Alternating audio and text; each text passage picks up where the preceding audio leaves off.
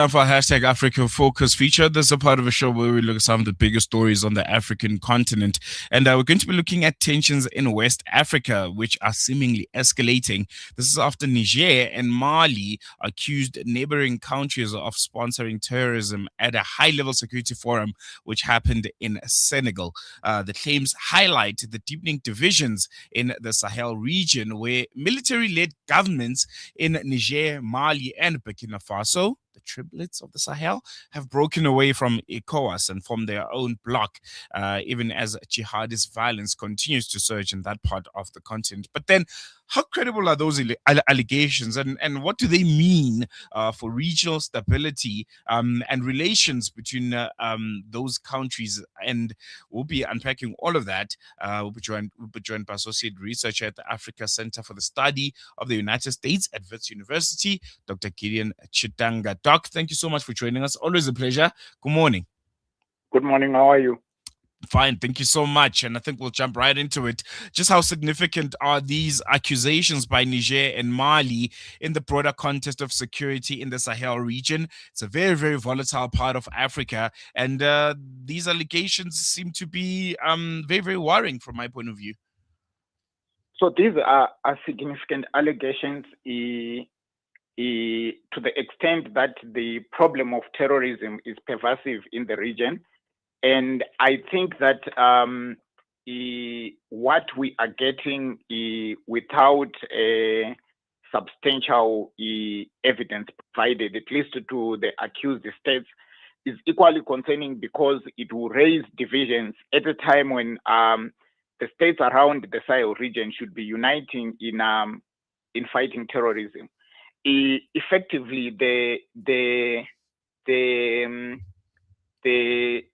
the groups of terrorists, they basically move across the countries in the Sahel region, and they've caused serious violence and destabilization. So you would think that where these leaders, the regional leaders, meet, their focus would be to collectively address these challenges instead of pointing fingers at each other. But also, there are political elements that are related, I think, to regime security. So the key different leaders are now deflecting or on confronting the challenges they face. Very, very important. And I think one aspect that, it's very, very important to note, you mentioned how significant these allegations are, but both countries are claiming that the neighboring states are supporting terrorism, but they're not naming them. They're not naming directly who is involved, which states could be involved here. How seriously can these allegations be taken in the international community if they are naming and shaming, so to say? And do we have an idea probably what countries could be involved here?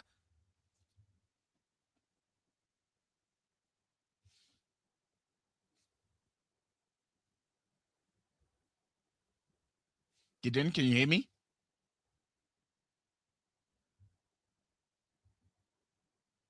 Gideon, can you hear me? Okay, Dr. Gideon Chitanga, we seem to have unfortunately lost him. We're going to try and get him back, but I think it's a very, very concerning note. The fact that the Sahel region, we all know it, man, very, very volatile. Volatile for state repression of the people is very, very rife when it comes to terrorism. I think in Africa, you have terrorist groups that are most active being in the Sahel region, and also for coups. It's a part of the continent which is very, very infamous for the coups that happen in that part of the region.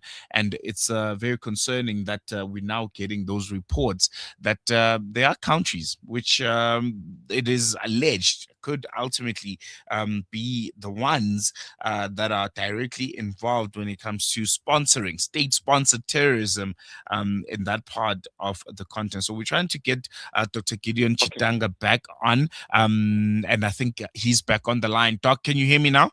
Yes, I can hear you. Yes. Before I lost you there for a moment, I was talking about, we touched obviously on the significance of these allegations, but my concern is how seriously can the international community take these allegations if both countries that are claiming that the state-sponsored terrorism against them are not necessarily naming and shaming directly which countries are being, are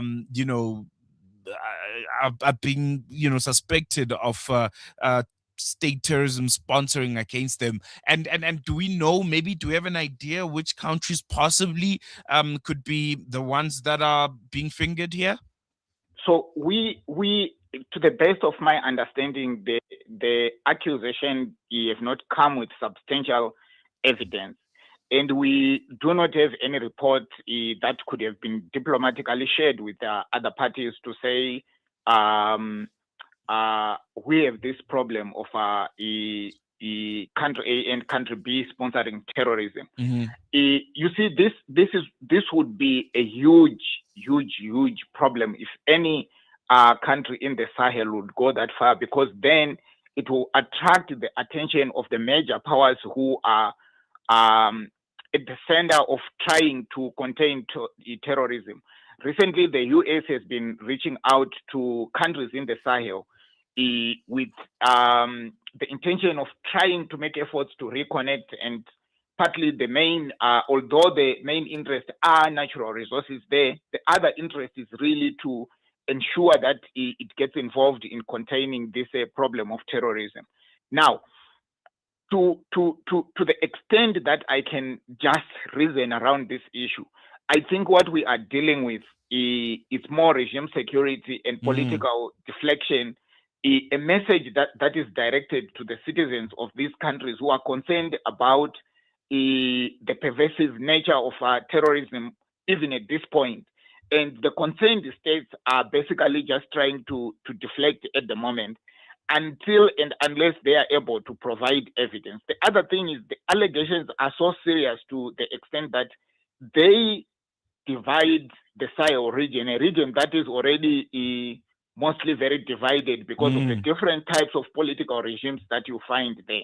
So they are so serious in that sense. They divide the region when the region is supposed to be focusing and uniting in fighting this problem.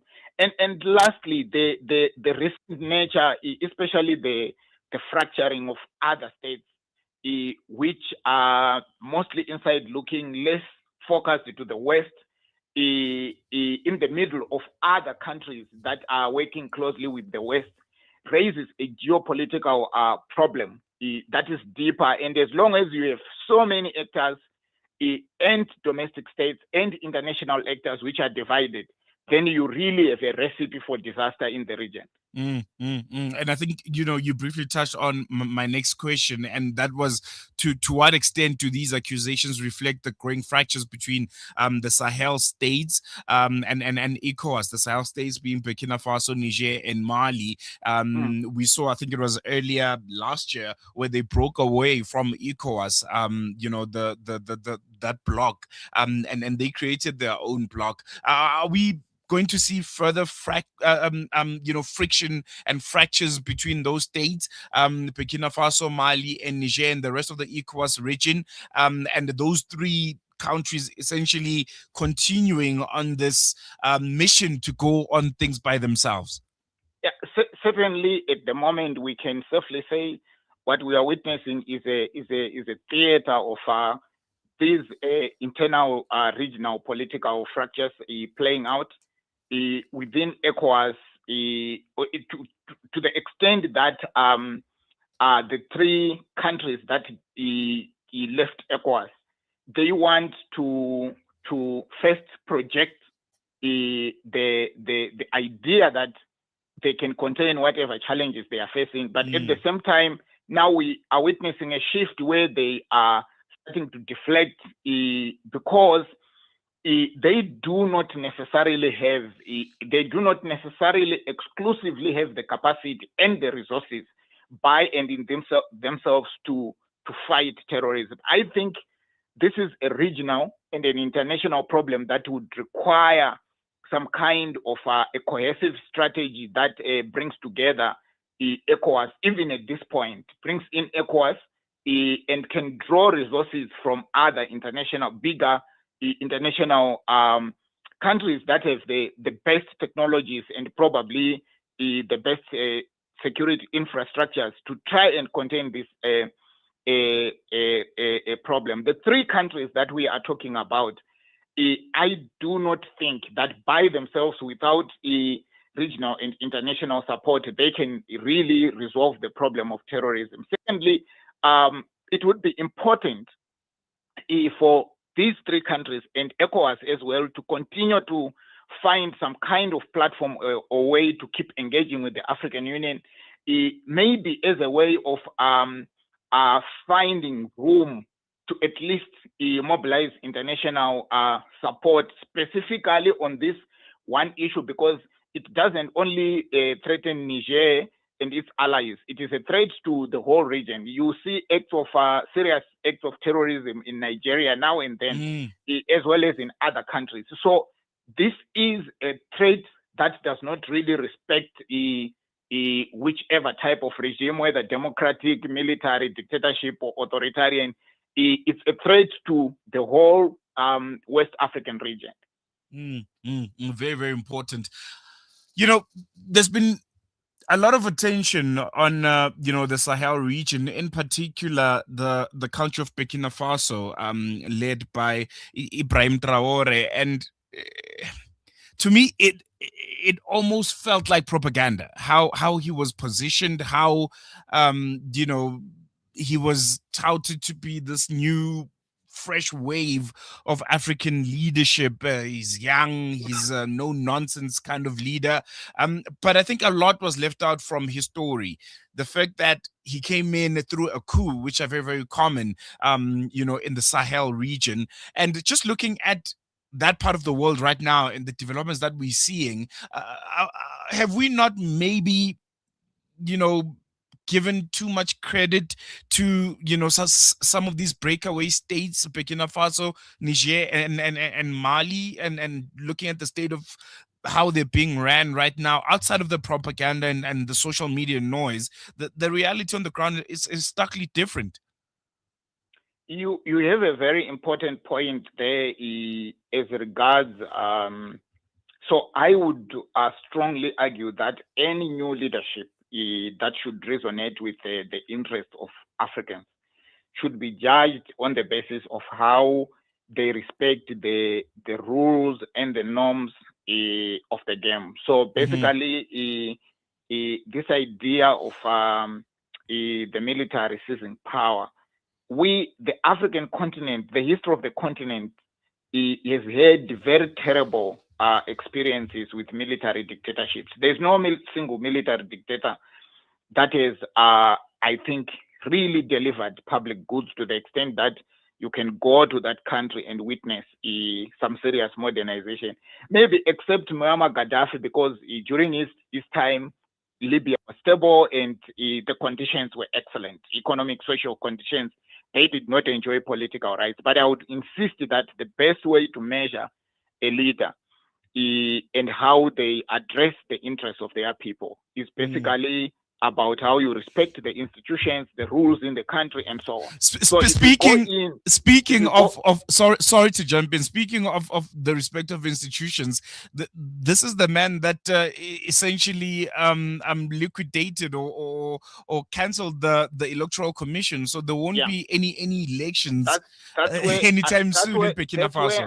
That's where I'm exactly going. That you cannot seize power, cancel elections, liquidate domestic institutions, because then when you do that, you are imposing yourself as a person, as the key leader, and the leadership of a whole population is about you and you as a human being, not the things that you share and represent as a nation. And that is where I think Burkina Faso is. I understand that the narrative that critiques the role of the West, whether in West Africa or any other part of Africa, is very important as a part of our history. And there are so many mistakes that Western countries have are committed or omitted in the way that they conduct their relations with African countries. The problem is we cannot then use these historical narratives to impose ourselves in unilateral ways. We cannot use this to violate norms, violate rules, violate institutional rule. And unfortunately, I think President Traore will quickly be sitting on a very sliding slope towards serious dictatorship. Potentially, that will inflame further instability. And the problem is, if one of these new military regimes face a crisis, that crisis is likely to spill over into the next country and the next country, and eventually raise the security stakes in the region. Most definitely, Dr. Gideon Chitanga. Always a pleasure having you on air. Really appreciate you giving us your time, and hope we chat again soon. Thank you. There you go. And with that, we've come to the close of our hashtag Africa Focus feature, where we look at some of the biggest stories on the African continent. And we've come to the end of today's edition of News and Views. Thank you so much for staying with us for the past 2 hours and 7 minutes. I'll be back with you again tomorrow for the Thursday edition of the show. Otherwise, from myself, Salailo Makwidiri, and everyone that made today's edition of the show possible, it's bye for now. Shap, shap. Breaking stereotype.